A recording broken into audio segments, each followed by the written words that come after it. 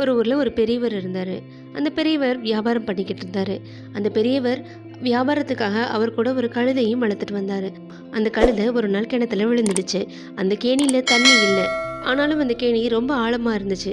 அந்த கழுதையை காப்பாற்றுறதுக்கு இந்த பெரியவர் எவ்வளவோ முயற்சி பண்ணார், ஆனால் முடியலை. அதனால் அவர் தன் ஊர்க்காரங்களோட உதவியை கேட்டார். ஊர்க்காரங்களும் அந்த கழுதையை காப்பாற்றுறதுக்கு பல விதங்களில் முயற்சி பண்ணாங்க. இருந்தாலும் அவங்களாலையும் அந்த கழுதையை காப்பாற்றவே முடியல. 2 நாட்கள் ஆகியும் அந்த கழுதையை காப்பாற்ற முடியல. அதனால ஊர்க்காரங்க எல்லாரும் அந்த தாத்தா கிட்ட, இந்த கழுதையை இனிமேல் நம்மளால காப்பாற்ற முடியாது, இந்த கழுதையை இப்படியே விட்டுட்டு போனா அது அந்த கிணத்துக்குள்ள இருந்து கத்திக்கிட்டே இருக்கும், அதனால இதை மண்ணை போட்டு மூடிடலாம் அப்படின்னு அந்த தாத்தா கிட்ட சொன்னாங்க. ரொம்ப முயற்சிக்கு அப்புறமா கழுதையை காப்பாற்ற முடியாததால அந்த தாத்தாவும் சரின்னு ஒத்துக்கிட்டாரு. ஊர் மக்கள் எல்லாருமே கூடையா மண்ணை அந்த கழுதை மேல கொட்டினாங்க. மக்கள் எல்லாரும் அந்த கழுதையை அந்த கிணத்துக்குள்ளேயே வச்சு கொண்டுடலாம் அப்படின்னு அந்த கழுதை மேல மண்ணை கொட்டினாங்க.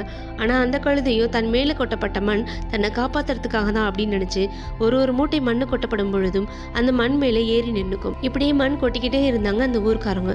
இப்படியே மண் கொட்ட அது மேலே ஏறி ஒரு வழியா நிலத்துக்கு வந்து சேர்ந்துருச்சு அந்த கழுதை.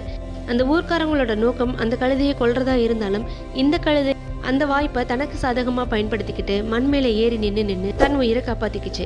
இந்த கதையில இருந்து நம்ம தெரிஞ்சுக்க வேண்டியது, நமக்கு வாய்ப்புகள் எப்படியும் எந்த ரூபத்திலையும் கிடைக்கலாம். அந்த வாய்ப்புகள் எல்லாத்தையும் நமக்கு சாதகமாக பயன்படுத்திக்கிட்டு நம்ம முன்னேறி வரணும் அப்படின்றது தான்.